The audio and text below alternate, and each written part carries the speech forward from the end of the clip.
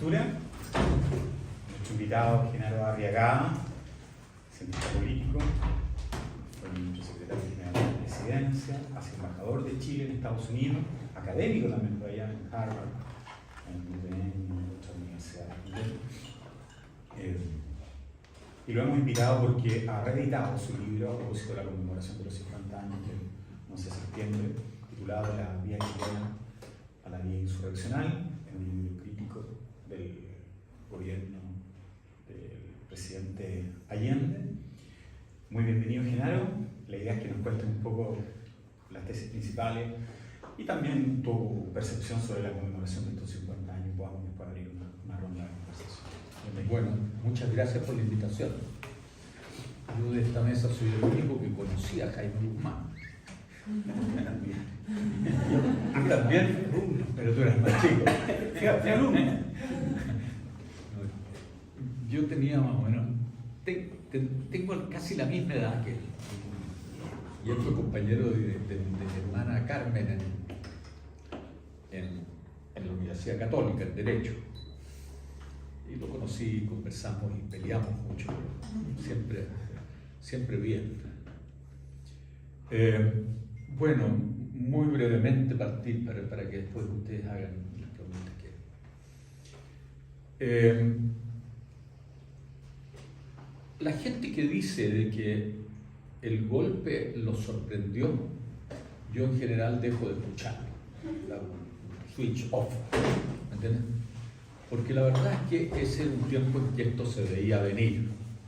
No quiero decir que sea inevitable, pero el costo, en la medida en que se acercaba más el momento, el costo era más alto. Siempre en política, el que llega tarde paga un costo brutal. Y ahí llegaron todos tarde.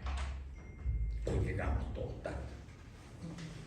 Entonces, como unos 4 o 5 meses antes del golpe, era claro que este país iba a la deriva y que no tenía salida racional. Al menos que hubiera, después podemos hablar un poco de eso, una renuncia muy importante por algunos de los actores que en el fondo significaba dejarlo fuera.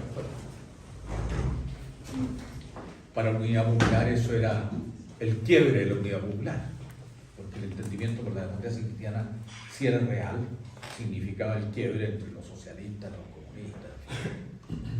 Y para la democracia cristiana era aceptar el hecho de la dictadura del proletariado, porque era su negación. En consecuencia, el costo era muy alto. Los que dicen que esto era inevitable, yo no creo que haya cosas inevitables en la historia, pero hay costos demasiado altos cuando se llega tarde. Pensemos, por ejemplo, lo tarde que llegó Gorbachev, que es lo que significó en la Unión Soviética. Bueno, pero volviendo a Chile, en ese momento era claro que esto estaba en crisis. El Parlamento, la elección del 73, significó que la Unidad Popular bajó 5 puntos respecto de lo que había sido la elección parlamentaria anterior. En esto hay mucho fraude en el manejo de las cifras. Entonces se compara, porque la elección de parlamentario fue el 69, la elección de parlamentario la elección municipal fue el 71, vale decir cuando Allende llevaba 8 meses en el gobierno y tenía una política de un populismo desenfrenado, aumentos salariales, la promoción de la idea de que aquí había una revolución inédita, de que todos iban a mejorar, el crecimiento de la economía era fantástico, porque bueno, si le inyectaron 120% más de dinero, era obvio que esto tenía que crecer. Y yo me acuerdo que en esa época yo trabajaba mucho con Claudio Rego, que sí era muy amigo de Jaime Guzmán. Y trabajábamos juntos en la democracia cristiana, éramos miembros del Consejo del Partido sin derecho a voto. Y nos encargaron la dirección de esa campaña, a Rafael Moreno, a Claudio Rego, a mí. Y las encuestas eran feroces. Se creía que Salvador Allende, la Unidad Popular, sacaría el 60% de los votos en la elección de regidores. El 71. Vale decir, subiría 10 puntos. La derecha, de acuerdo a las encuestas, desaparecía. Y lo que quedaba era la democracia cristiana en una situación bastante minoritaria, de manera tal que cuando nosotros fuimos a la elección del 71, de marzo del 71, la verdad es que estábamos muy preocupados porque con ese margen de votación, lo que iba a hacer el gobierno de la Unidad Popular era llamar a un plebiscito para cambiar la Constitución. ¿Cómo me refería a eso? Por supuesto, con 60 contra 40, llamar a un plebiscito era muy racional. Pero el resultado fue increíble. 50,01 para la Unidad Popular, 49,9 para la oposición. Entonces eso se mantuvo. Vino la elección del 73. En la elección del 73 el partido me había nombrado a mí jefe de la campaña, pero yo tenía apenas 30 años. Me llamó un Eduardo Frei y me dijo: mira, te van a hacer pedazos, vamos a nombrar un jefe que va a ser José Claro, don José Claro Vial, que era un viejo encantador, el padre de Juan Claro. Y entonces él fue el jefe y yo fui el subjefe. Él se encargaba de los aspectos logísticos, económicos, y yo me encargaba de la campaña propiamente tal. Y tuvimos un resultado bastante notable, porque nosotros subimos la oposición al 55% y Allende bajó al 45%. Con eso se cerró la posibilidad de un cambio a través de la ley, porque con esa cifra simplemente el Congreso hasta el final del periodo de Allende iba a estar en manos de la oposición y no existía una sola posibilidad de avanzar, a menos que hiciera un pacto respecto de una legislación fundamental en materia legal. Y eso para la democracia cristiana era establecer, reglamentar las tres áreas de la economía, porque la Unidad Popular había llegado diciendo de que se iban a estatizar 90 empresas, las 91 empresas, tú te acordarás. Pero ya íbamos en 340, ¿me entiendes? Y entre las 340 estaban la fábrica de confites Rorró, es decir, iba de Chincolajote. En el mundo agrario se hablaba de la expropiación de los latifundios, pero ya íbamos en la expropiación de las parcelas de los asentamientos. Y bueno, entonces ese es el punto de un acuerdo. Los socialistas decían que había ese acuerdo, ellos se retiraban del gobierno, para qué decir el MIR, el MAPU, ambos MAPU, el MAPU Garretón y el MAPU de Gasmuri, que la gente del MAPU Garretón le decía el MAPU DOC, porque estos se declararon MAPU obrero campesino. Y entonces sus adversarios dirían: ustedes son el MAPU doctores, obreros y campesinos. Y el MAPU DOC, todos estaban en eso. En segundo lugar, había que establecer una nueva ley de control de armas, porque había un perfume a fierro, ¿me entiendes?, en todo el país. Y en consecuencia, ese era, y bueno, varias otras cosas más, no me quiero extender porque. Entonces, a partir de marzo del 73, la situación se hace muy compleja. Ya se había hecho compleja por una situación. Aquí había dos oposiciones. Una oposición que era la democracia cristiana, que decía, mira, nosotros vamos a lograr que esto se encauce. Y en ese sentido había votado por Salvador Allende en el Congreso Pleno y había logrado la aprobación por la unanimidad del Congreso.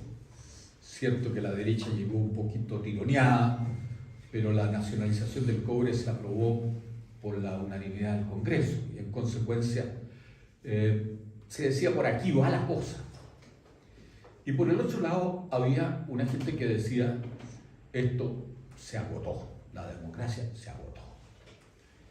Y eso tenía que ver también con algunas experiencias traumáticas. Yo no estoy hablando, que les quiero precisar, no estoy hablando a partir de lo que yo pienso y creo, estoy hablando a través de lo que yo creo que vi. Y quiero ser en eso, en lo más posible, honesto. Entonces, se decía, bueno, el sistema político no nos protegió frente a la reforma agraria. El sistema político se tragó al Partido Liberal y Conservador y surgió el Partido Nacional. No era que el Partido Liberal y Conservador fuera la sola suma de ellos.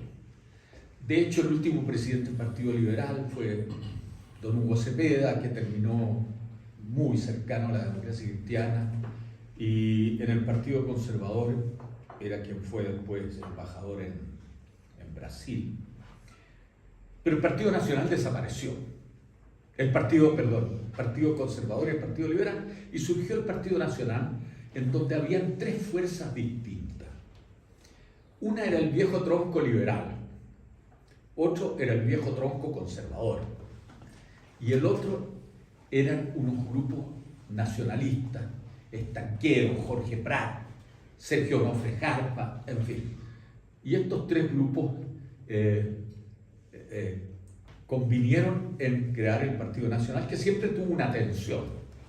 Y la prueba de esa tensión fue que muy poco después que se constituyó el Partido Nacional, se produjo una pelea brutal entre que encabezó por el lado de la UDI Jaime Guzmán y por el lado de liberales y conservadores don Pedro Ibáñez y don Francisco Bulnes Sanfuentes. Y fue una pelea horrible, ¿no? Horrible. Y se partió eso. A Jaime Guzmán y a Pablo Longueira lo acusaron de que estaba adulterando el padrón para la elección. Y fueron al Tribunal Supremo, y ahí se dividieron. Una mayoría respaldó a Sanfuentes y Ibáñez y una minoría encabezada por Willy Artur y otros y se dividieron. Pedro Ibáñez, que era muy duro y muy sarcástico, culto, inteligente, llegó y dijo: estos niños, dijo por Jaime Guzmán, han estudiado tanto el marxismo que han terminado siendo marxistas. Terminó ahí esa. Entonces, a partir del 73, esos grupos empiezan a tomar el control de la oposición, porque el gobierno de Salvador Allende comete un error monstruoso, que es que, obnubilado con la idea de que era el gobierno de los trabajadores y del proletariado, y el proletariado ya iba en declinación. Hoy día prácticamente el mundo obrero no es un actor como lo era en ese momento. Y entonces ellos descuidaron a lo que en los análisis marxistas se llamaba la pequeña y mediana burguesía. ¿Y quién eran los pequeños y medianos burgueses? Eran los comerciantes detallistas, eran los transportistas, eran las pequeñas pymes, los talleres artesanales, toda esa gente que de repente se empezó a sentir muy agredida por la política de Allende. los pequeños propietarios agrarios, por la razón que decía, de que empezaban ya las tomas iban derechamente a las pequeñas parcelas, y los tipos estaban absolutamente imposibilitados, y la verdad es que muy luego, casi al inicio, era claro de que el campesinado estaba en contra de Salvador Allende, porque el campesinado tenía hoy día el mundo campesino, no tiene nada que ver con lo que era en ese momento era de una fuerza muy grande. El campesinado tiene una atracción por la tierra, por los valores conservadores. No se olviden ustedes que en la última elección que tuvimos, los símbolos patrios fueron claves. El rodeo, el amor a la tierra. Si uno se olvida de eso, empieza a olvidarse de ese sector. Y Salvador Allende y su gente se olvidaron de frente. Y después empezaron el problema cuando uno tiene una debacle económica como la que había, los créditos se hicieron cada vez más difíciles para la pequeña industria, para la mediana, porque el grueso de los créditos se los chupaba el sector estatizado, que acumulaba pérdidas tras pérdidas.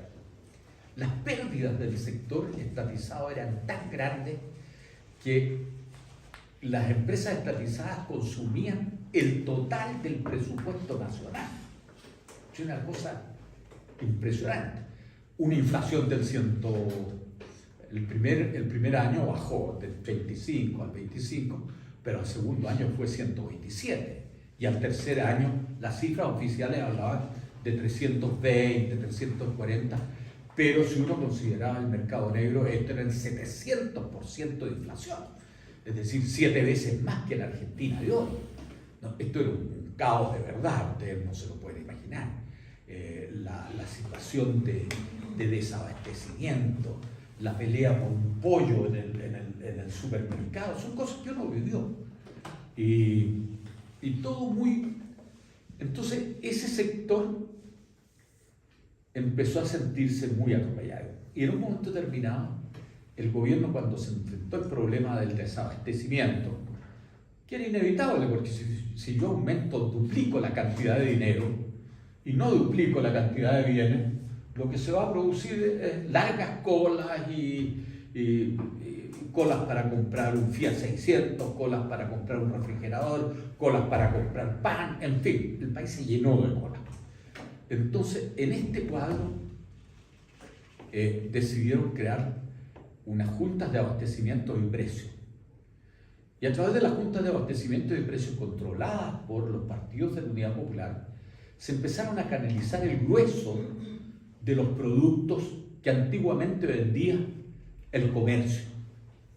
Y entonces en el comercio decían, sobre 600 artículos que yo vendía antiguamente, hoy día tengo abastecimiento solo para 300. Los comerciantes que han sufrido toda clase de problemas a lo largo de la vida, si hay algo que saben es de astucia. Dijeron, aquí los próximos somos nosotros.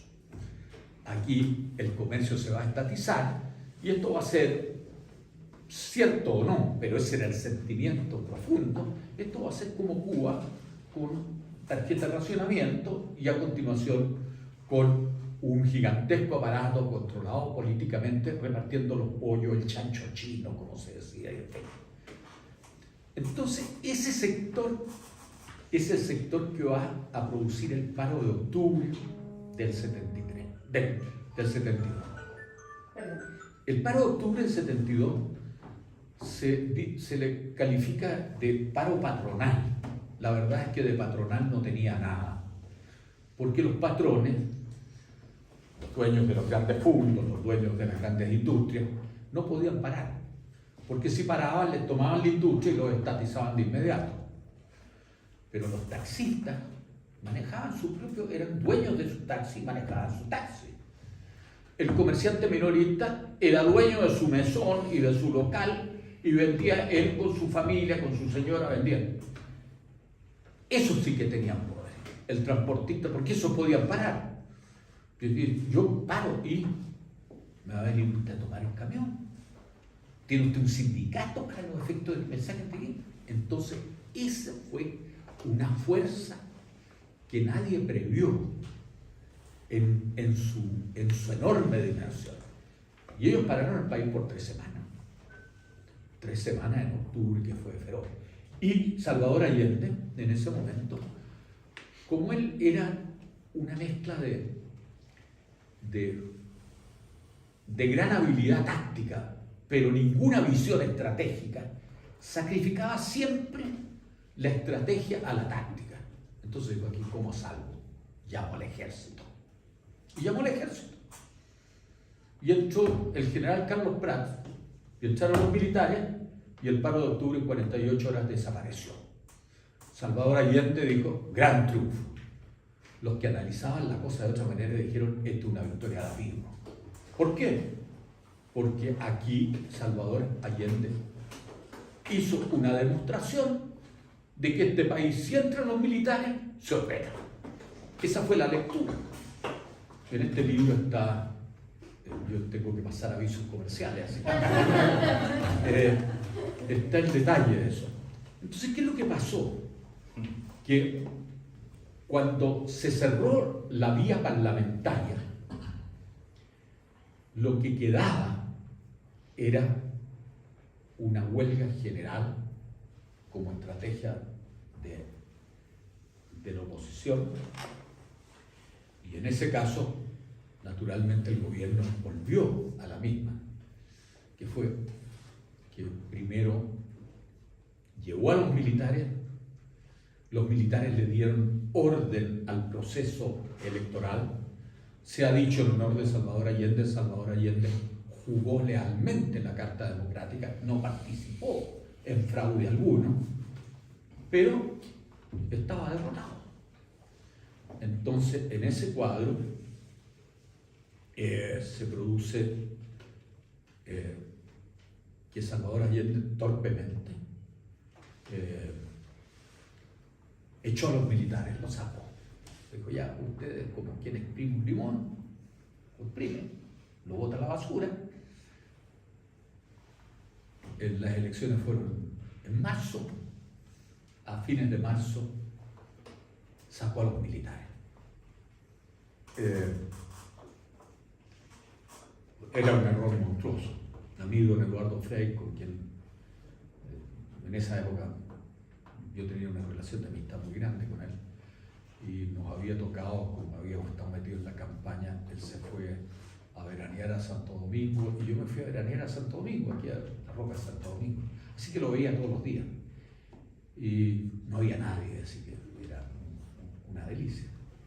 Y cuando lo sacó me dijo, yo no entiendo, esto sí que no lo entiendo, no se les mete adentro y se les saca de esta manera. Bueno, efectivamente, a los 60 días estaban implorando que los militares volvieran. Y los militares volvieron. Y volvieron con Carlos Prat. Y bueno, entonces en ese momento el poder real pasa a una sociedad civil radicalizada. Que estima que esto es una guerra donde uno tiene que predominar. Y entonces el país se va encajando en esto. Y desde el punto de vista de la unidad popular, y aquí termino para no 5 minutos más, este libro se llama La vía chilena, la vía insurreccional, porque, como yo les decía, unos 4 o 5 meses antes se veía que esto venía, y que esto iba a ser una tragedia, ¿no? Yo nunca me imaginé una guerra civil. Me imaginé enfrentamientos en las calles porque el MIR y el Partido Socialista decían, tenemos armas.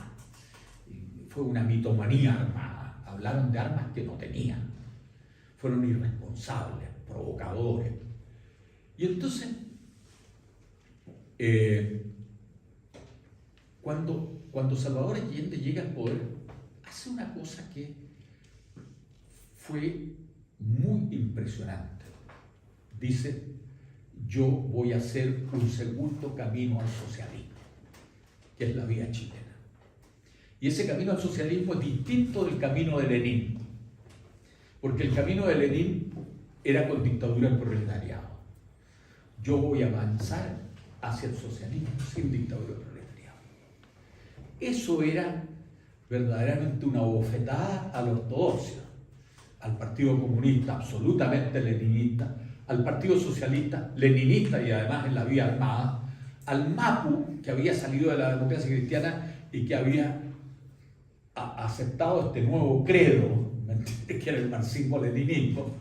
Y entonces cuando Salvador Allende hace ese anuncio en su primer mensaje presidencial, que era un anuncio, conmovió a Europa, conmovió al socialismo, porque el socialismo venía en decadencia, la invasión en Checoslovaquia, en fin.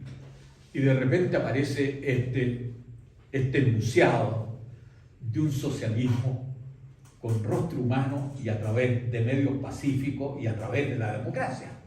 Era un combo, como se dice. ¿Ah? Y la reacción del Partido Comunista fue feroz. Nosotros no estamos de acuerdo con el presidente.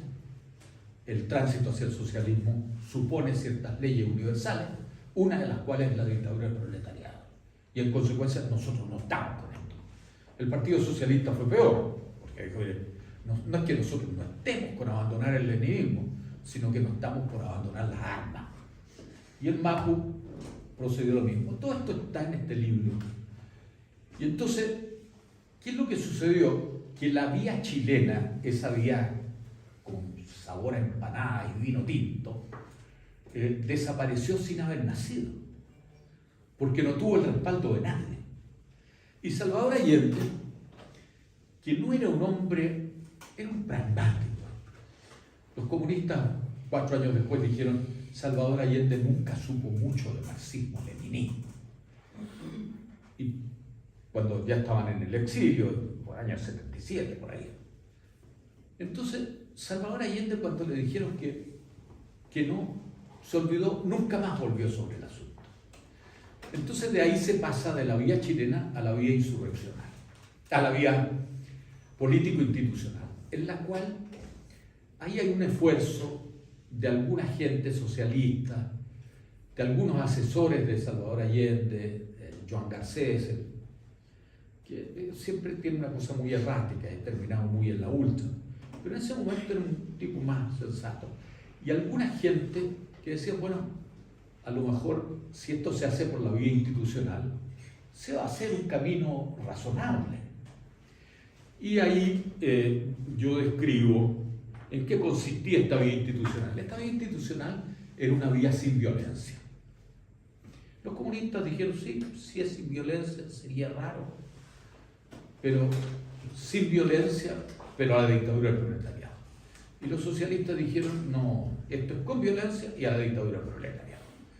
Y entonces ahí se elabora una cosa que es un entarimado medio complejo. Así vamos a manejar las Fuerzas Armadas, así vamos a manejar la economía, así vamos a manejar la constitución burguesa, así vamos a manejar la legislación burguesa. Un solo paréntesis. Cuando Allende tiene que estatizar, aparece don Eduardo Noboa Monreal, que era uno de sus asesores jurídicos principales, y dice, no necesitamos ley para estatizar. Porque en el año 1930 en Chile hubo una revolución socialista que duró 100 días y dictó un conjunto de leyes que no están derogadas, una de las cuales establece la posibilidad de hacer requisiciones sin necesidad de ley. El problema es que eso no podía ser definitivo y que eso era una bofetada a los que la democracia cristiana decía, nosotros estamos dispuestos a que haya área social, pero con una ley. Y entonces caminan, pero eso se les acaba. Entonces, eso era, en el fondo, utilizar la tradición apolítica de los militares, someterlos a la obediencia al poder civil como corresponde, no más que en este caso el poder civil quería una revolución armada parte de su tiempo. Entonces, eso va a terminar en las elecciones del 73, lo que ya se dice, bueno. Y Salvador Allende intenta, choca con la Corte Suprema, choca con la Contraloría, choca con el Parlamento y en el fondo salta fuera de la Constitución. Y eso se va a producir un mes y medio antes del golpe. Ahora, para Salvador Allende saltar fuera de la Constitución era muy complicado, porque en política hay una cosa que se llama legitimidad y que, dicho en forma sencilla, consiste en razón de que yo obedezco. Entonces la legitimidad es que yo obedezco al que tiene legitimidad. Y la legitimidad democrática la dan los votos y el control de las instituciones. Y la legitimidad de la obediencia militar la da el hecho de que el jefe de Estado se atiene a la Constitución. Pero si salta fuera de la Constitución, pierde la legitimidad militar. No sé si me explico. Y en consecuencia, en ese momento, la Unidad Popular salta a la vía insurreccional. La vía insurreccional básicamente consiste en que es una lectura porque aquí hay mucha ideología. La generación mía, leíamos, pero de una manera increíble. Casi no era posible ser una persona informada si tú no andabas con un libro bajo. Así que leíamos como este. Entonces, en la Revolución Rusa se producen dos revoluciones a la vez. Una que es una revolución burguesa, porque acuérdense ustedes que Rusia era una sociedad feudal, y a la vez una revolución proletaria. Y esa revolución proletaria sigue a la revolución burguesa en un plazo de 60, 90 días. Y en esta especie de borrachera ideológica empiezan a plantear de que aquí existe la posibilidad de una vía insurreccional. Y que consiste básicamente en que nosotros creamos un poder popular muy fuerte que tiene el control de todo el mundo industrial, que tiene el control de las ciudades a través de los cordones industriales, y a continuación el ejército se quiebra. Y eso está Carlos Altamirano en su memoria, lo mejor que tiene como memoria es la entrevista que le hizo Gabriel Salazar, un historiador de ultra. Pero Carlos Altamirano cuenta ahí la verdad. Él cree de que el ejército está dividido. Y le dice a Salvador Allende, mira, busca un regimiento confiable y tú te metes en ese regimiento confiable mientras se prepara una reacción militar. El cura Arroyo, que era el secretario general del movimiento de los sacerdotes por el socialismo, dice que la convicción absoluta era que aquí se iba a quebrar esto y que íbamos a tener una guerra civil prolongada. Regis Debray, ¿para qué? Si las citas son interminables.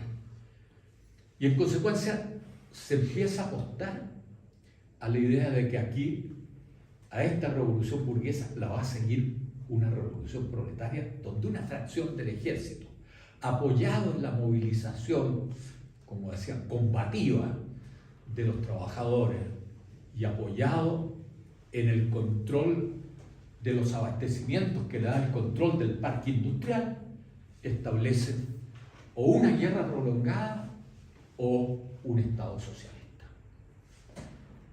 Bueno, y eso era un delirio, ¿no? Y ese delirio estalla el día 11 de septiembre, cuando los militares, no lo digo yo, lo dice Oscar Weiss, que era en ese momento uno de los principales teóricos del Partido Socialista, director del diario La Nación, gran intelectual del Partido Socialista, dice: la reacción de los militares tan brutal tiene que ver con el temor que tenían de que efectivamente había una oposición armada. Y en consecuencia, no estoy diciendo que lo que hubo fue monstruoso, pero lo que digo es que en ese momento la idea era que aquí había una resistencia armada posible. Los que quieran seguir en esto pueden leer un libro de la Carmen Gers, que salió hace 2 años, que se llama Exterminio, que es muy unilateral, pero es un recuento de cómo el Partido Comunista estaba metido en esto de la vida armada. No era solo el Partido Socialista, era el MIR. Y esto termina en una cosa grotesca. Se produce el golpe, el gobierno es consciente a las 8 de la mañana que el golpe camina, a las 9:30 se juntan el Partido Socialista, el MIR, el Partido Comunista, en la sede regional del Partido Comunista, y Luis Corbalán, secretario general del Partido Comunista, baja la línea y dice: aquí se ha producido un golpe que es distinto a lo que imaginábamos. El ejército ha reaccionado unido, aquí lo que cabe es pasar a la clandestinidad. Y pasan a la clandestinidad sin disparar un tiro.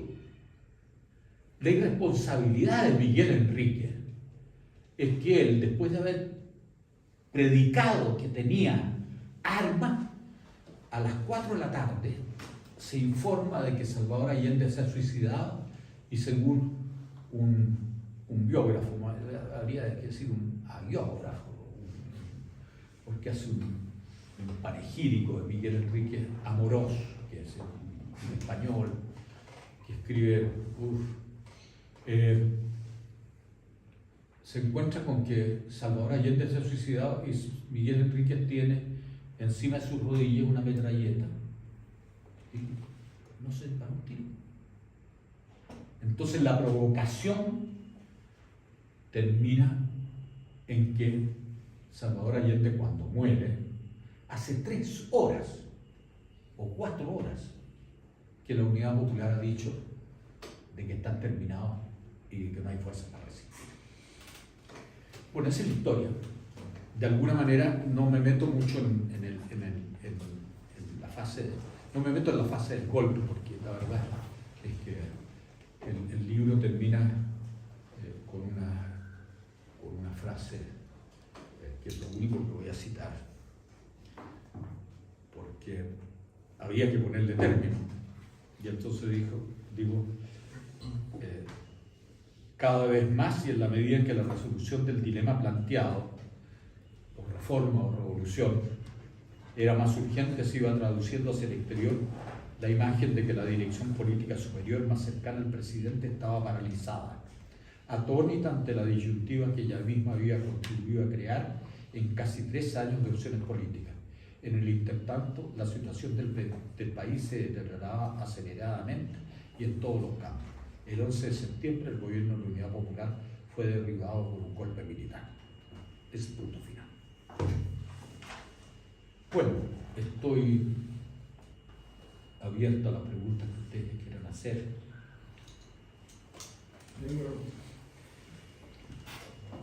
A propósito de la relación entre la Unidad Popular y la estrategia de sublevación y de la vía armada propiamente tal, y los vínculos con esta esperanza de sublevación por parte principalmente de la suboficialidad y de algunos regimientos aliados eventualmente al gobierno de Salvador Allende, si uno analiza no desde el punto de vista ideológico y vociferante que puedan tener algunos dirigentes de la Unidad Popular, sino desde el punto de vista práctico de las acciones que estos tuvieron, cuando hay atisbos de sublevación, y quizás el ejemplo de la Armada es paradigmático en esto, no solamente, salvo el MIR y Miguel Enrique, no solamente por parte del Partido Socialista, el MAPU no se apoya, sino que existe susto un poco, existe como un miedo de decir, no, es que quizás aquí no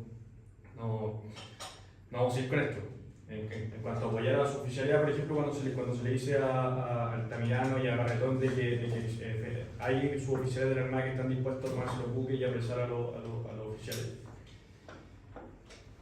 sumado también a que la tesis un poco programática de esta sublevación obedecía más bien a la formación de grupos paralelos que de un proceso mismo de infiltración en las Fuerzas Armadas, que hacía pensar, o obedece más bien una falta de visión, o existían antecedentes para pensar que iba a haber una sublevación por parte de las oficialidades y ciertos oficiales en favor del gobierno, porque si no un poco infantil esta visión de que efectivamente sí iba a haber una sublevación a nivel generalizado por parte de las Fuerzas Armadas que iban a apoyar el gobierno en caso de un pronunciamiento, un golpe. Bueno, mira, después que escribí este libro, me dediqué a...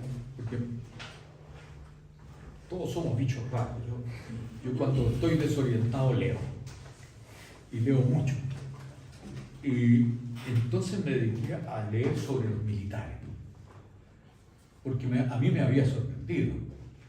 Todos mis amigos socialistas, de todo tipo, la gente de derecha, no, mira, nuestras Fuerzas Armadas son distintas. Aquí nuestras Fuerzas Armadas no son los gorilas de Argentina, de Brasil. Las Fuerzas Armadas son el pueblo en uniforme. Bueno, me dediqué a leer esto y después escribí un libro que se llama El pensamiento político de los militares. En fin. La verdad es que una de las grandes fallas de la Constitución del 25 es que los dirigentes políticos no sabían nada de las Fuerzas Armadas. Habían vivido en compartimentos estancos. ¿Qué quiere decir eso? De que cuando los militares se meten en la dictadura de Ibáñez, 27 al 31, pero salen muy desprestigiados. Tan desprestigiados que se creó la milicia republicana, que era un grupo de gente de todas las clases sociales, pero más bien clase media, media alta hacia arriba, que hay una foto en la cual desfilan frente a la Moneda con armas que les ha entregado el ejército y encabezados por Salvador Allende y don Eulogio Sánchez, que don Eulogio Sánchez era en ese momento el epítome de la alta burguesía chilena. Era uno de los tipos más ricos de Chile. Entonces los militares los encierran en los cuarteles. Los cuarteleros que se dediquen a marchar, ¿me entiendes? Y nadie les presta interés. Y entonces empieza a acumular un gran resentimiento de los militares hacia el mundo civil. Y el mundo civil, torpemente, llevado por análisis sociológicos baratos, marxistas, en fin, dice, al interior del ejército se revive la lucha de clases. Porque por una parte están los oficiales que vienen de la clase alta y de la burguesía, y por el otro lado vienen los cabos, los soldados que vienen del campesinado y del proletariado.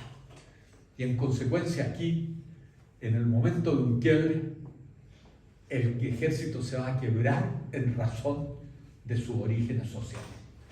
Bueno, cuando yo empecé a estudiar los militares me di cuenta de que esta es una cultura muy cerrada. La persona que entra al ejército, por ejemplo el general Iturriaga, el general Martínez Merantó, entran a los 16 años a la escuela militar. Les cortan el pelo de una manera, les ponen un uniforme que los distingue respecto a los otros. Es una enseñanza global. Y en esa enseñanza, ese mundo tiene es impresionante el interbreeding, la relación parental que hay entre ellos. Iturriaga, por ejemplo, el actual comandante en jefe del ejército, es hijo de un comandante en jefe, o creo que estuvo al borde de ser, Dante Iturriaga. Tiene 2 hijas casadas con 2 militares y tiene un suegro en Punta Peuco. ¿Entiendes? Cuando uno piensa en los Isurrieta, son tradiciones militares.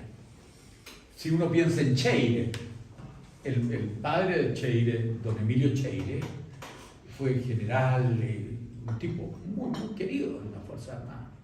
Entonces, esa cultura es una cultura que uno tiene que conocer.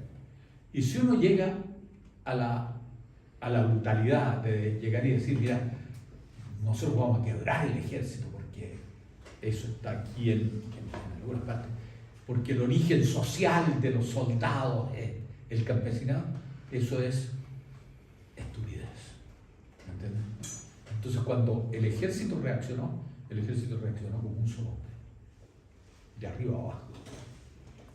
Son contados con los dedos de las manos los oficiales que llegaron y pidieron su pase a retiro. Y los demás se ordenaron. Entonces, yo creo que si uno piensa hacia adelante, los gobiernos democráticos, yo espero que salgamos de esta cosa en que estamos, debieran tener una política militar muy coherente, que atendiera a lo que ellos piensan, a lo que ellos necesitan, a su cultura. Su cultura es muy distinta a la nuestra. Los militares son la institución que más respeta el protocolo, mucho más que los así llamados empolvados, que los funcionarios del Ministerio de Relaciones Exteriores. En la familia militar, como se dice, las mujeres de los oficiales están de acuerdo al orden de su marido. Y en consecuencia, cuando entra una señora que está casada con un mayor, la mujer que está sentada, que está casada con un general, no se levanta, le da la mano desde el asiento, es lo que corresponde. ¿Me entienden? Entonces, perdón, lo que quiero decir es que con las Fuerzas Armadas hay que tener mucho cuidado, porque yo creo en su cultura, creo que son imprescindibles, pero cuidado con tratar de meter mano ahí. Sí, perdón. Fascinante el relato y en verdad desconocía su libro y me llamó la atención, estuvimos comentando que solamente se mandó a imprimir 1000 ejemplares. Me pareció consciente de lo que es el éxito de Mansui y su libro y el resto quizá hay que tener un cuarto edición muy bueno. Ojalá que no tengo el dato. Pero tomando inmediatamente su comentario sobre las mujeres, ¿verdad? Fue esencial el rol de las mujeres para sacar a Prats. ¿Para qué? Sacar a Prats en su momento, porque ellos efectivamente, el rol de ellos en su indignación por la situación, que puso una presión que no habían esperado, vienen del lado de ellos, obviamente sus mujeres están en rebelión de lo que está pasando, lo que pasó en fines del 72, si no me equivoco, cuando Prats aceptó ser el ministro. Ahí hubo un revuelo que viene del otro lado dentro de los códigos militares. Entonces, quisiera entender si es una mala precisión mía o... No, yo creo que... Porque estoy construyendo sobre lo que comentó, que ellos viven en un mundo diferente con unos códigos que son casi inquebrables. No sé, la cultura militar hoy día ha cambiado de manera importante. Por ejemplo, hace 2 comandantes en jefe se aceptó la presencia de homosexuales al interior del ejército, cosa que habría sido impensada en ese momento. Los militares en su vida familiar estaban bajo control del propio mando. Se dice que Hitler descabezó al que era comandante en jefe, inspector general del ejército alemán, sobre la base de una investigación acerca de los devaneos sexuales de su mujer. no podía el ejército alemán permitir esto. La verdad es que pura mentira, había que descabezarlo y lo descabezaron. Durante el régimen militar, cuando un militar se separaba, era expulsado de él. Es decir, no era expulsado, era llamado a retiro. Entonces, las mujeres de los militares, cuando actuaron contra Prats, actuaron con conciencia y anuencia de sus maridos. Entonces, por eso es que porque Carlos Prats cae en una cosa, era fruto de la tensión. Él viene por la costanera, él era en ese momento ministro de Defensa, no era ministro del Interior, y pasa una señora que se hizo famosa, doña Alejandrina Cox, y doña Alejandrina Cox saca la cabeza y le saca la lengua, y el coche se cruza con el de Prat, y Prat teme que sea un atentado y se baja con su pistola en la mano. Eso fue tan ridículo que ese mismo día Prat llegó y presentó su renuncia. Esto es 22 días antes del golpe militar. Y entonces ahí se produce esta manifestación de mujeres. Y hay un oficial, creo que era un coronel, que encabeza el grupo. Y obviamente el Servicio de Inteligencia Militar toma las fotos y están las señoras de todos los generales. Las mujeres de Arellano, de Bonilla, en fin. Y entonces Prat pide una reunión con los generales y les dice que el ejército no puede permitir esto y que en consecuencia hagan una declaración desautorizando esto. Y los generales lo dejan caer. Le dicen, no, nosotros no vamos a condenar a nuestras mujeres. Y ahí cae Prats. Ahora la historia, perdón, voy a contar una pequeña historia personal. Yo a Carlos Prats lo conocí bastante porque llegó en el año 30 a la casa de mi abuelo en Concepción. Y llegó como un oficial recién recibido y trabó mucha amistad con mis tías, mi madre y mis tías, eran 4 hermanas. Y después cuando se casó, esa relación se mantuvo y se mantuvo por siempre. Y en consecuencia nosotros no lo veíamos mucho, pero en los matrimonios nuestros, en esa época éramos jóvenes, lo llamamos el tío Carlos Prats. Y el tío Carlos Prats, el día que cayó, que era una caída estrepitosa, terminaba mal,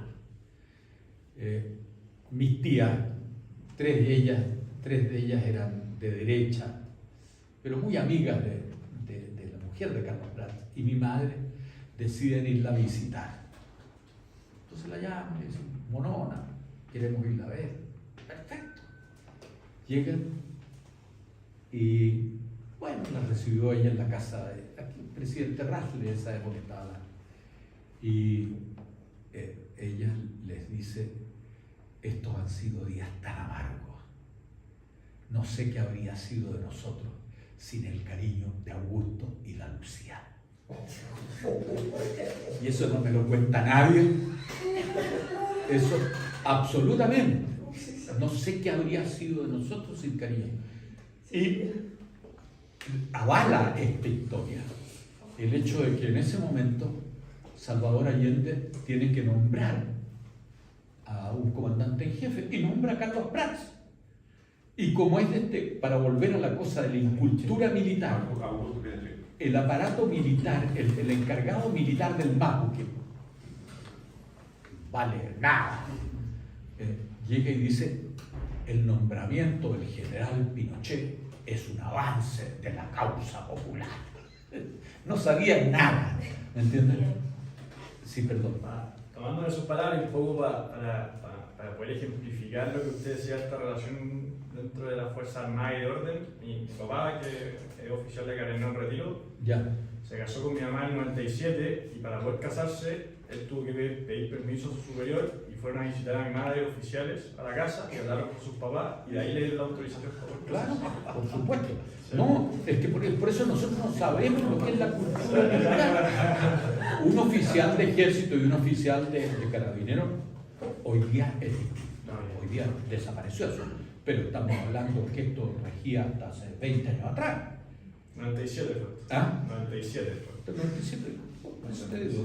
Y ahí el ejército y los carabineros analizaban el matrimonio, si correspondía al cuadro de valores del instituto de la cosa minera. Alejandro. Sí, gracias por la exposición. Yo quería hacer una pregunta quizás más que como autor del libro, como testigo de la época. Bueno, la democracia cristiana a la cual pertenecía era efectivamente el principal partido de la oposición en ese instante. Y efectivamente, bueno, usted señala acerca de cómo, en particular a la izquierda, muchos partidos habían hecho aspavientos Sí, claro. de una insurrección armada y que tenían espaldas militares eventuales para resistir una contrarrevolución, una contrainsurgencia.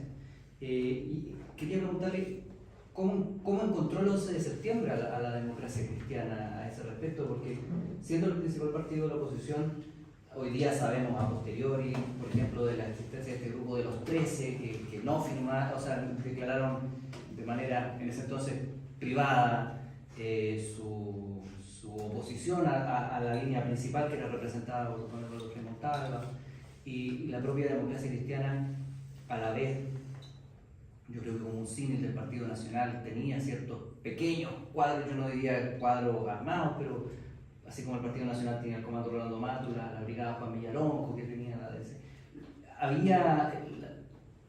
¿Cómo se enfrentaba la democracia cristiana a eso? Porque usted mismo decía, la democracia cristiana no estaba dispuesta a aceptar la dictadura del proletariado, entonces, ¿en qué se encontraba el 11 de septiembre la democracia cristiana cuando sucede el golpe? Sí, está para un seminario. Mira, tenemos tiempo.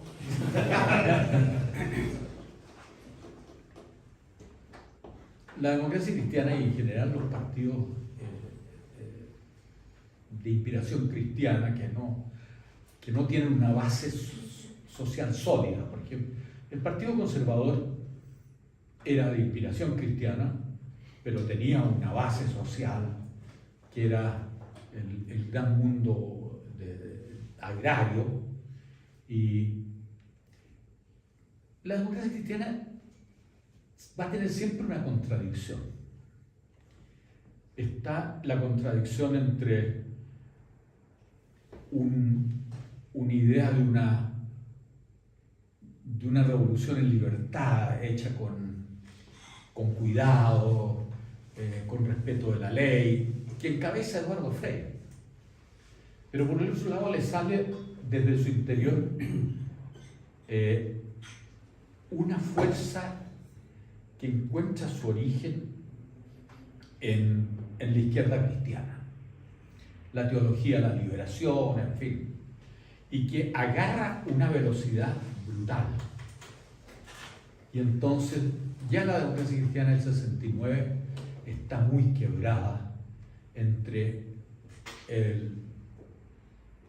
yo siempre he tenido mucha admiración por don Eduardo Frei, entre lo que era la visión de don Eduardo Frei, que por lo demás yo creo que es el gran gobernante del siglo XX, y por el otro lado esta cosa media testimonial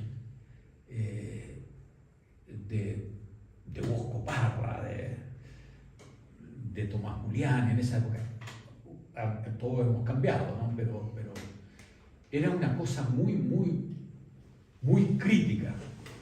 A Frei le decían: usted hizo un muy buen gobierno, pero no hizo la revolución. Y Bosco Parra llegaba y decía: no, este gobierno fracasó porque ha sido incapaz de crear una nueva cristiandad. Yo, que soy agnóstico y que estaba ahí, me decía: bueno, explíquenme qué de la nueva cristiandad como propósito político, como programa. Entonces, eso va a marcar también la oposición a Allende, en que hay un grupo que es más proclive a entenderse con la Unidad Popular y el grupo mayoritario que lo representa Eduardo Frei Montalva, donde están, pero en definitiva están casi todos los presidentes, expresidentes del partido. Ahora, en la medida en que nos vamos acercando a esto que todos sabíamos que venía, no hay nadie que no dijera, yo lo digo ahí en ese momento no existía internet ni los teléfonos celulares, sino que las conexiones se hacían a través de operadoras. Entonces uno se metía en la pieza del hotel y esperaba 2 horas que le comunicaran con él. Bueno, la cantidad de periodistas que se instalaban en el Hotel Carrera a esperar el golpe que venía era impresionante. Todo el mundo sabía que venía. Entonces yo creo que ahí juegan tres alternativas distintas. Que una es Altamirano y el Partido Comunista también, que dicen, aquí vamos a una revolución verdadera. En esta cuestión, a nosotros no se nos escapa el poder, en consecuencia, vamos a una revolución verdadera. Y después de esto está un sector, es decir, la derecha, el grueso de la derecha, que llega y dice, miren, esto no va para más. Esto requiere cirugía mayor. Y esto, cirugía mayor significa de que hay que poner un interregno, una suspensión de la democracia, de los partidos, el desorden en las universidades, ese es el alegato. Y en consecuencia, nosotros estamos porque aquí haya un gobierno autoritario. Y la democracia cristiana queda metida en un callejón sin salida, porque por una parte dice, nosotros queremos que esto tenga un desarrollo democrático, porque nosotros somos un partido demasiado poderoso. Tenemos la mayoría de la Cámara de Diputados, tenemos la mayoría del Senado, tenemos la mayoría de la Central Unitaria de Trabajadores de Santiago, se la habíamos ganado al Partido Comunista. Tenemos la mayoría de los alcaldes. Habían en ese momento 6 rectores de universidades, 6 o 7 eran. 5 eran demócratas cristianos de partido. Uno era un masón con muy buenas vinculaciones con la democracia cristiana y un comunista, que era Kirchner, que era el rector de la Universidad Técnica de la Universidad, lo que es hoy día la USACH. En la Universidad Católica el rector era Fernando Castillo Velasco y el vicerrector Alfredo Echeverri, el vicerrector académico. Entonces, ese grupo dice, es posible dar una salida porque es cierto que se disolverá el Parlamento, pero nosotros vamos a seguir teniendo el grueso de la representación de los estudiantes, de los trabajadores y del electorado. No digo que esto sea bueno o malo, digo que eso creían. Eso creían. Y pensar que eso era posible. Y eso no fue posible. Quizá el mejor ejemplo de eso es la negociación que hizo Edgardo Benninger, que era el rector de la Universidad de Chile. En ese momento no era demócrata cristiano, se hizo demócrata cristiano 24 horas después del golpe. Edgardo Benninger encabeza la negociación con los militares y los recibe la Junta, y entre ellos está el almirante Merino. Y conjuntamente con el almirante Merino está Augusto Pinochet y Gustavo Lee. En ese momento los más los que más hablaban, los principales voceros, no era Pinochet, que había entrado como al último momento al golpe, sino que eran el almirante Merino y Gustavo Lee. Y entonces Merino pone el revólver encima de la mesa y le dice aquí hay que hacer una revisión del profesorado, en fin. Entonces, todos estos rectores, con el absoluto respaldo de la gente de izquierda, dicen, bueno, nosotros estamos dispuestos a hacer un cambio en aquellas cosas que han ido demasiado lejos, pero las queremos hacer nosotros. Y entonces Merino llega y les dice, no, lo vamos a hacer nosotros. Y después ustedes verán. Y entonces Benítez le dice, hasta aquí llegamos. Se paran y se van, y al día siguiente se empiezan a nombrar rectores militares en todas las universidades. Y eso mismo pasó con los alcaldes. Los alcaldes creyeron que les iban a perdonar la vida, para afuera todos, con los concejales. El registro electoral se quemó en noviembre, lo quemaron.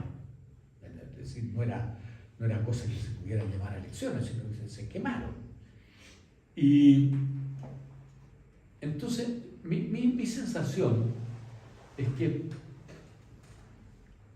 aquí, a lo mejor no quiero molestar a nadie, aquí hubo dos grandes perdedores y un ganador.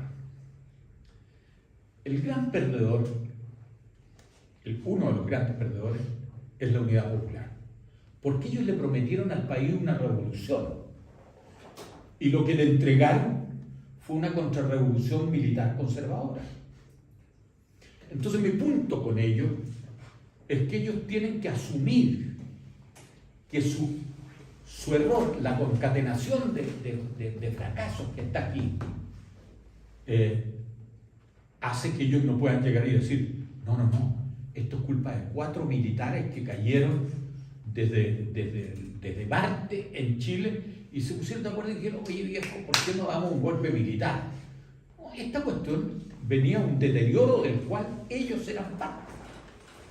Y la democracia cristiana llegó y dijo, no, esta cuestión la salvamos. Y no la salvaron. Y en consecuencia, gente como Elwin, como todos los que están, tienen que responder porque ellos dijeron de que esta cuestión iba a salvarse por la vía de la democracia y no lo pudieron hacer. Y lo que tuvieron que hacer fue llegar y pasar 17 años fuera absolutamente. Ahora, ¿quiénes ganaron?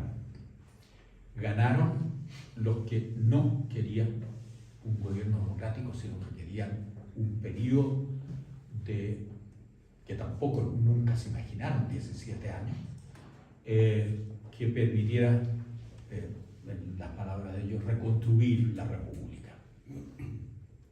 Pero ahí hay una mezcla muy grande, porque el régimen militar no es unívoco, porque ustedes tienen a la vez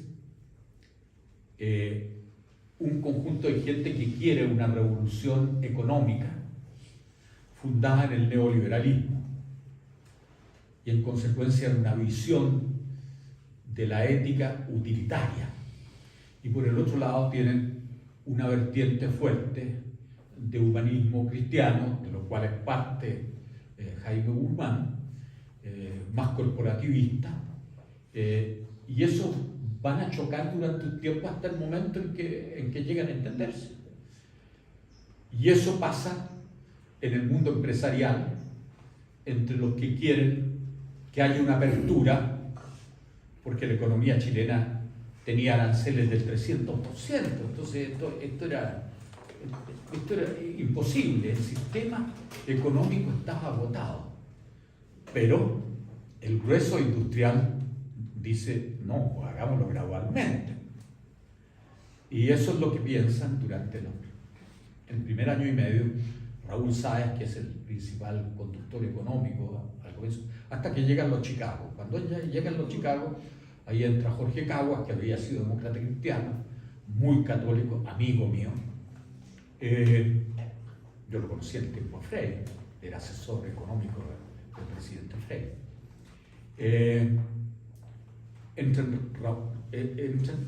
Y ellos cortan el queque en la forma más dura. Y ahí se produce una cosa en que muchos de los ganadores fueron grandes perdedores. Porque la clase industrial, por decirlo de alguna manera, la clase económica más poderosa, va a ser arrasada por nuevos grupos empresariales. Entonces, nunca se van a recuperar. Y va a aparecer una nueva clase empresarial de gente más joven, que son los Chicago. Ellos son sí. Genaro, me había llamado la atención que no hubieras aludido a Patricio Aylwin, digamos, lo hiciste ahora en esta última intervención. A mí me llama la atención su figura y su rol, y me gustaría que si pudieras decir algo, digamos, sobre su rol, digamos. Él era senador, fue presidente de la democracia cristiana, le tocó asumir un rol importante en el diálogo con el presidente Allende, porque yo veo ahí, recuerdo, bueno, su libro, que es muy interesante, el que se sacó ahora, digamos, a propósito de los 50 años, un texto muy macizo y que contiene documentos muy relevantes. Y me llama la atención, por ejemplo, porque la democracia cristiana sostenía un programa de gobierno con Radomiro Tomic, que era como un primo hermano, digamos, del programa de la Unidad Popular. Además, yo se lo he escuchado así, digamos, a los propios dirigentes demócratas cristianos de la época. Pero por otro lado, don Patricio tiene intervenciones en algunos discursos increíblemente duras con el gobierno de Allende. Yo recuerdo un discurso de julio del 73 en el Senado, en que él es particularmente explícito sobre hacia dónde vamos y sobre la posibilidad, digamos, de la pérdida de la democracia incluso. No lo dicen en esas palabras, pero lo van a entender claramente. Entonces, ¿cómo evalúas tú ese rol y esta dicotomía, digamos, entre sentirse cercano en parte al proyecto, pero por otro lado, ser testigo de que el país estaba, como tú bien lo has mencionado, yendo un poco a la ruina, ¿no? Sí. Bueno, yo creo que una cosa como la que vivimos en el 73, no se soluciona en una generación, ni en dos. Esto va a acompañar durante mucho tiempo a la vida chilena. Porque el hecho es increíble, es decir, que la Fuerza Aérea bombardee el Palacio de la Moneda son palabras mayores. Y el suicidio de Salvador Allende, no obstante que Salvador Allende, cuando uno empieza a hacer un análisis de su vida, aparece como un ser muy contradictorio en muchas cosas. Los que se interesen en su vida sentimental, la biografía sentimental de Salvador Allende, los que se interesen en su vida política, es zigzagueante. Entonces, yo creo que aquí no hay sector que no haya cometido errores y que no haya tenido contradicciones brutales. Y ciertamente Aylwin las tuvo. Aylwin es una persona que llega y dice: yo a usted no lo voy a dejar pasar ni una, o sea, sufragio, con la cual va a ganar la presidencia del partido. Y fue muy duro. Su libro suaviza, como todas las memorias. Las memorias son muy, muy peligrosas, porque los autores buscan, es como me decía un fotógrafo de esos que te toman fotos para una entrevista. Entonces me dice, yo vengo de la casa de tal persona. Y me dice, él no me autoriza fotos sino por este lado. Pretencioso, no, este era el lado que le andaba. Entonces yo creo que las memorias tienen eso, de un poquito de... Pero aquí hubo errores muy grandes, muy grandes. Los errores de Altamirano, los errores de Elwin, yo creo que el error de Freire, que era un tipo tan brillante y que lo sorprende, pero con la calidad que él tenía. Esa entrevista en el diario ABC, donde dice que los militares salvaron Chile y que aquí había, todos cometieron errores. El propio grupo de los 13, porque el grupo de los 13 tiene una característica. Ustedes habrán escuchado siempre hablar de la moral de la responsabilidad y la moral del testimonio. Entonces hay gente que llega y dice, mira, yo voy a dar mi testimonio y que se venga el mundo abajo, me importa un rábano. La moral de un político, y eso está escrito ahí en ese ensayito que es muy interesante, que es el político y el científico, Max Weber, dice, un político responde también de los efectos no deseados de su acción. ¿Qué quiere decir eso? De que Carlos Altamirano no puede llegar y decir, yo quería la revolución, pero pucha, tú fuiste el gran impulsor de la reacción militar. Tú fuiste el que el día 9 de septiembre le diste la razón a todos los que querían el golpe al interior de la Marina diciendo que tú lo habías reconocido. No sé si me explico. Y eso rige para la democracia cristiana también.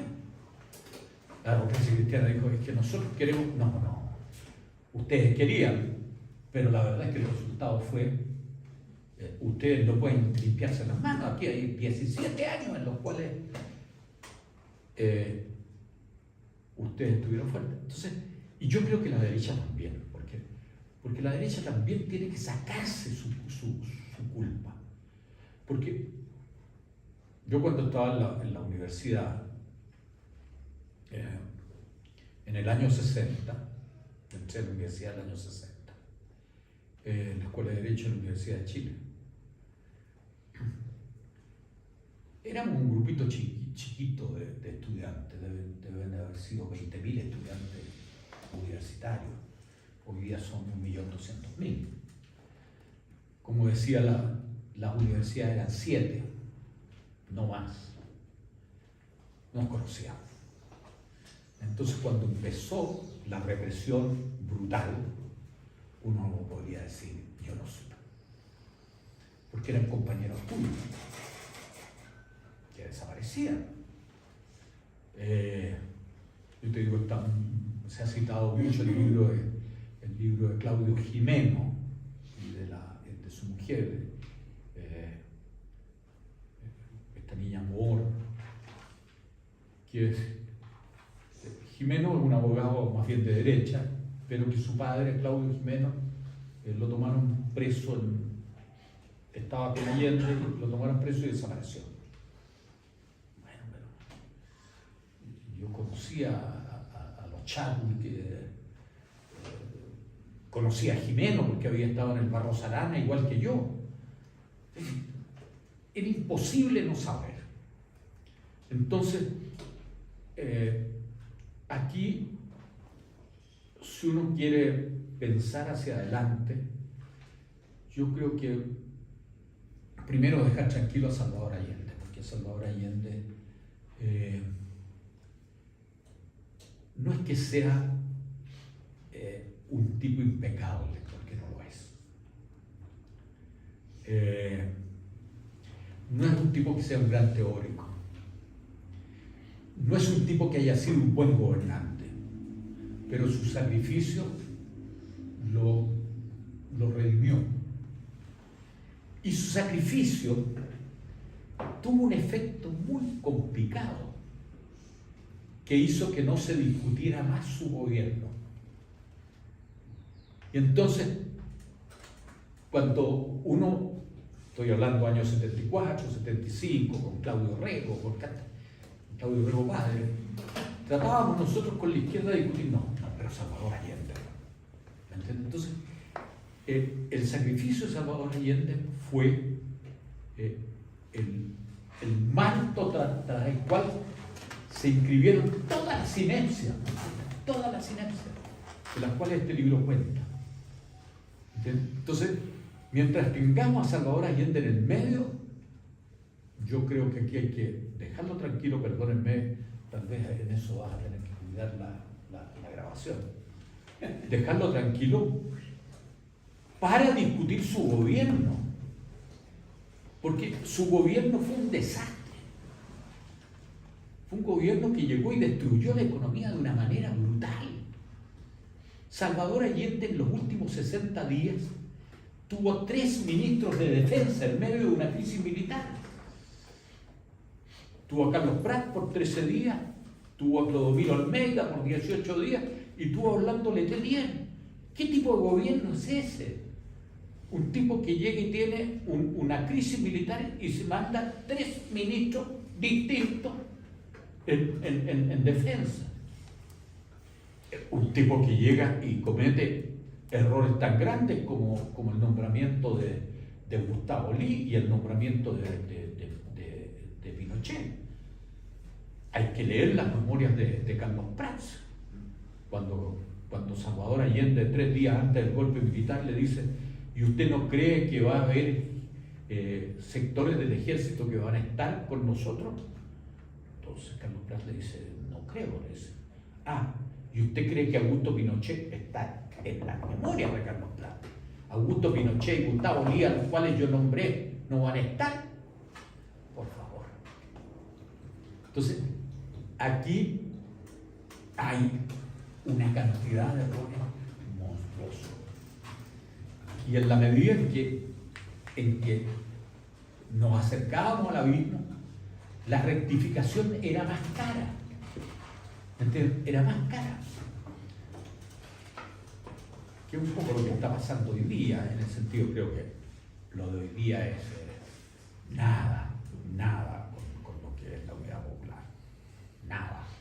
Piensen ustedes que en ese momento el Partido Comunista tenía el 16% de los votos y el Partido Socialista el otro 16%, más 2 o 3 de la izquierda cristiana y del MAPU. Pero era otra cosa. Es decir, la economía estaba hecha a pedazos.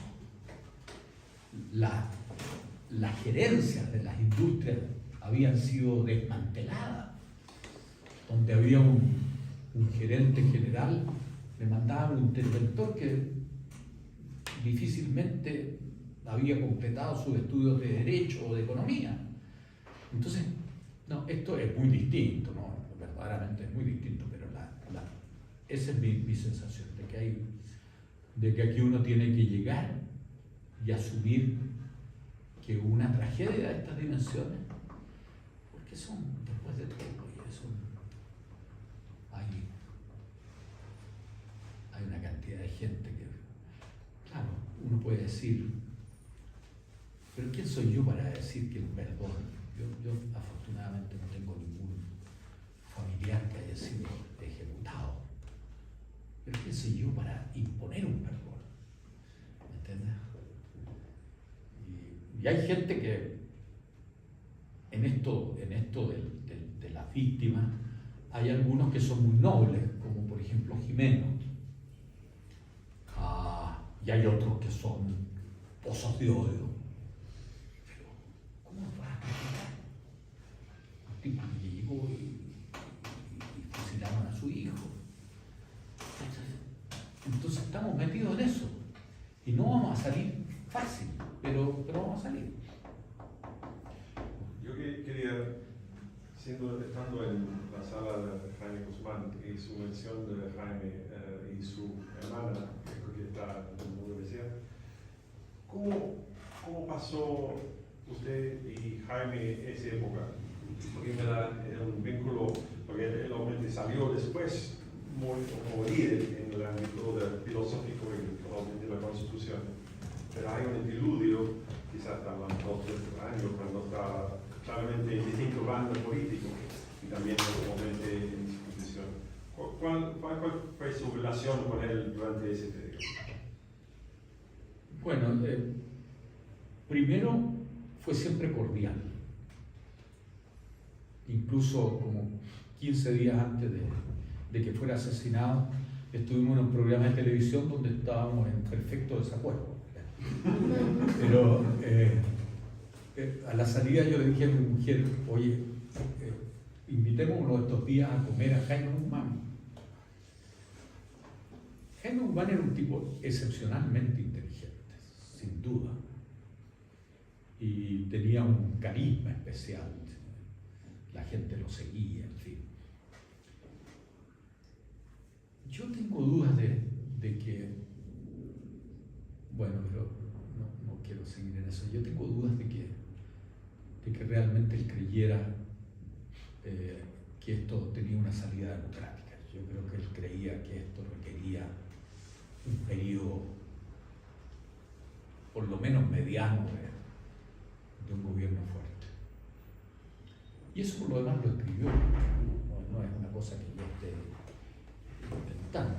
Pero él ya antes del 11 ya habla de que si los políticos no pudieron y los sectores organizados, habla que el único sector organizado que queda por hacerse cargo de la situación son los militares. Bueno, no cabe duda si ese era el, para volver a hablar de lo mismo, ese era el mensaje que entregaba el propio Salvador Allende metiendo a los militares en el gobierno. Entonces, lo que quiero decir es que a mí me cargan los que en esto llegan y dicen, no, yo no fui, no, yo tengo... Nadie se puede sorprender, dijiste. Sí. Nadie se podía sorprender, dijiste al principio. Sí, bueno. Muchísimas gracias. Muchísimas gracias.